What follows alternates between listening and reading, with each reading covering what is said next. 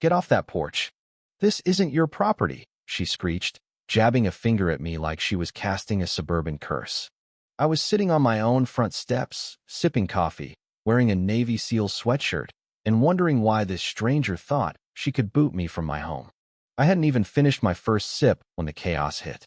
It was a quiet Saturday morning in rural Tennessee.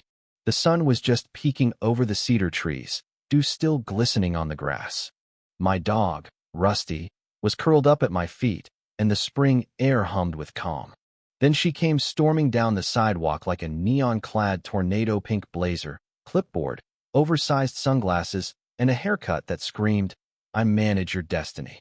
I didn't know her, but that didn't stop her from marching up my driveway like she owned it. "Sir, you can't just sit here," she huffed, as if my presence on my own porch was a personal affront. I blinked, processing the absurdity. "Morning. Can't sit where exactly?" I gestured. "My porch." "This is a community access point," she snapped. "You're violating HOA Ordinance 14 CNO loitering in shared zones." I nearly laughed. "Ma'am, I built this porch myself. The hardware store still sends me birthday cards. This is my house. There's no HOA here."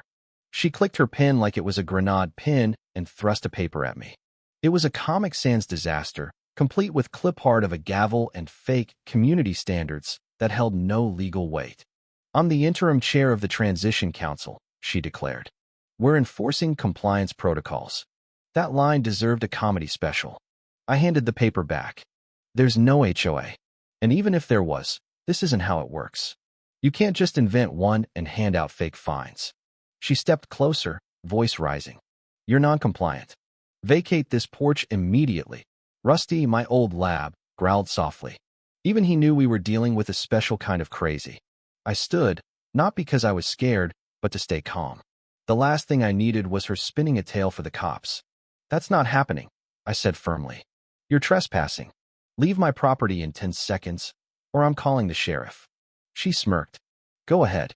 I'll do you one better." She whipped out her phone, put it on speaker, and barked. "Hank, emergency. This man's refusing to leave the community porch. I need HOA enforcement at lot 23 now." The guy on the line sounded like he was wrestling a carburetor. "On my way," he grunted. "Tell him we don't play games." Her name was Brenda. Naturally turned to me, triumphant. "See? Certified compliance officer en route. You're in trouble." I'd had enough of this low-budget drama. I pulled out my phone and texted my Navy SEALs group chat. "Some lunatics trying to evict me from my porch. Feel like swinging by?" Within seconds, the chat exploded. "They're in 15. Uniform or casual? Bring the flags?" These weren't just buddies, they were cops, feds, firefighters, brothers I'd fought beside. Some owed me favors, others just loved a good show.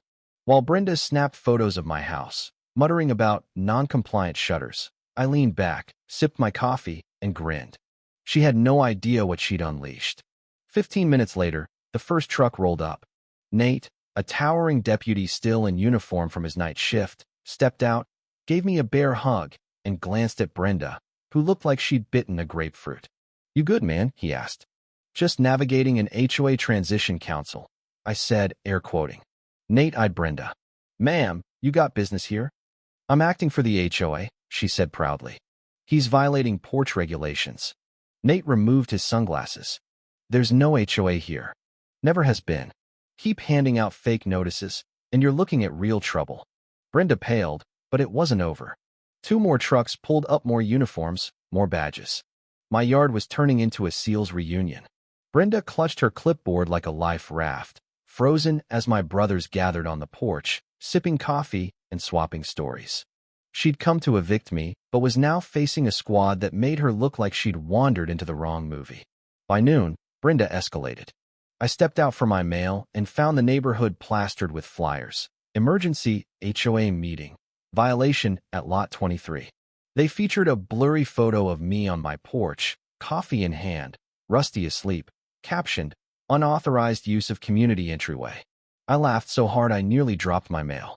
Brenda had turned my quiet morning into a smear campaign, shot with a 2005 Nokia. Nate skimmed a flyer and shook his head. "She's playing dictator with a printer and no authority. Her certified compliance officer, Hank, arrived in a rusty sedan with a for sale sign. He wore a reflective vest, cargo shorts, and a cap labeled security in faded letters, carrying a clipboard like it was a badge of honor.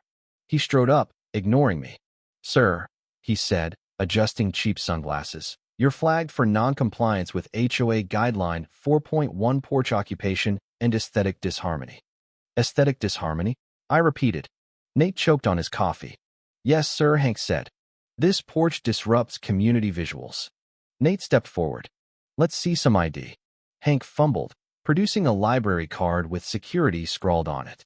Nate stared, then turned to me. "He's serious." "I'm not leaving," I said.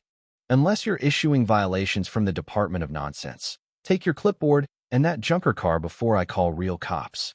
Hank glanced at Brenda, who was filming across the street. He muttered about documenting and retreated, his car stalling twice. But Brenda wasn't done. She called actual police this time. 2 cruisers arrived, lights flashing. She ran to them, waving her phone, claiming military squatters were invading public space. The officers approached. I shook their hands, explained, and Nate flashed his deputy badge. Then, like a gift from fate, the second cop grinned. "Petty Officer Malone?" It was Chris, another SEAL from my unit. We hugged, laughing, as Brenda's face fell.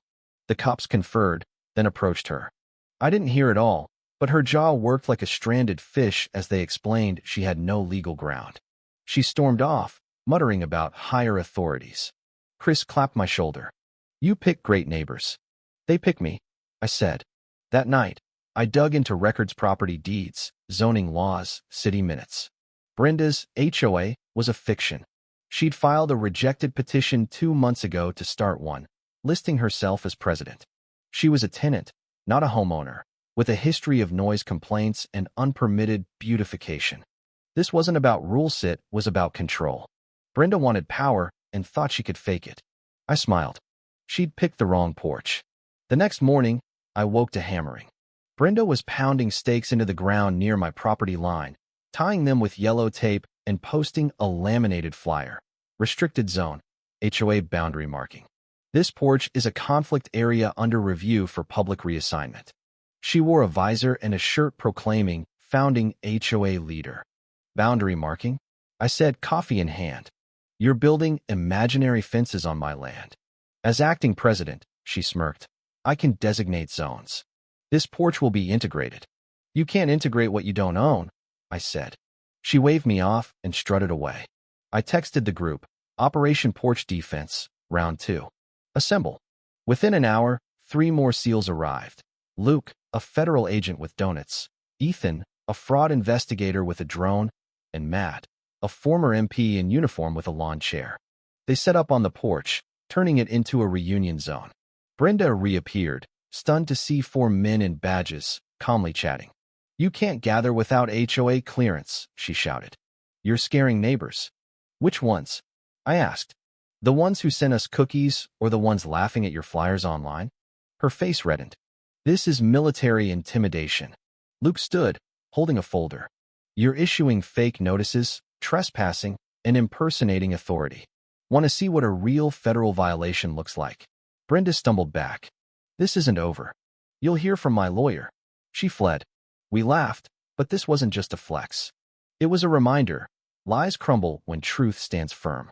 That afternoon, Brenda returned with Hank and a new guy filming from across the street. "This is an official recording of a violation," Hank declared. "These men are occupying a disputed area, subject to a porch shutdown order." I held up my phone. "Want to go viral again, Hank? Last time didn't end well." Luke presented a cease and desist letter, citing Brenda's impersonation and harassment. "You're violating state law," he said. "Leave, or we call the sheriff." Hank turned to Brenda. "You said this was legit." "Stand your ground," she yelled. But Hank and his buddy bailed, muttering apologies. Brenda stood alone, shouting at no one. Then fate delivered the knockout. Brenda's car, parked half on my lawn, half by a fire hydrant, was hooked by a city tow truck. A neighbor, a retired cop, had reported it. As the truck hauled it away, Brenda screamed, "This is illegal." The driver shrugged and drove off. Her fake empire was collapsing. The neighborhood felt lighter after Brenda's car was towed. People waved, stopped by, brought pies. My porch became a hub not by design, but because it stood for something. Brenda wasn't done, though. A legal notice arrived, claiming $10,000 for emotional distress and porch militarization. I laughed and sent it to Luke and our JAG buddy, Sam. Sam called, chuckling. She wrote this herself. No standing. It's based on a fake HOA. He drafted a counterclaim with my deed, trespassing photos, drone footage, and neighbor statements. A Facebook post where Brenda admitted her HOA was in planning sealed it. The court tossed her claim in days, noting I owned the property. Brenda rallied 3 new neighbors for a protest with glittery signs, "Stop Porch Takeover." They chanted weakly, misspelling community. Cars honked likely in mockery. Sam raised an eyebrow. They know this isn't real, right? They're scared to say no, I said. Her scheme unraveled when a real HOA board from a nearby subdivision sent a cease and desist. Brenda had used their logo, claiming a merger. They gave her 48 hours to stop. She posted a frantic apology video, blaming miscommunication. Her protesters ghosted her. To mark the win, we installed a steel flagpole in my yard, raising the U.S. and Navy SEALs flags.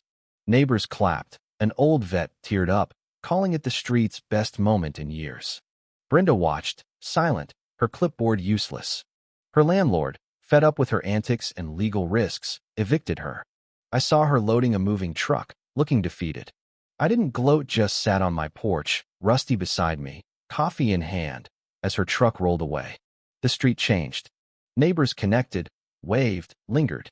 My porch became Liberty Point, a nickname from a pizza delivery note. Porch patrol rules. We held cookouts, 4th of July parties, fire pit nights. Ethan made a video, Operation Porch Defense, shown on a backyard projector. The block cheered when Brenda's car got towed.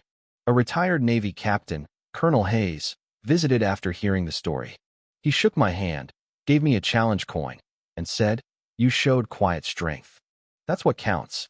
The coin wasn't just metal, it was the fight we won with calm, unity, and truth.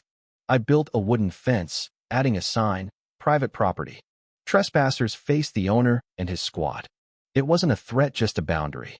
The porch stayed a gathering spot, not for ego, but for what it stood for, a stand against bullies, one without shouting.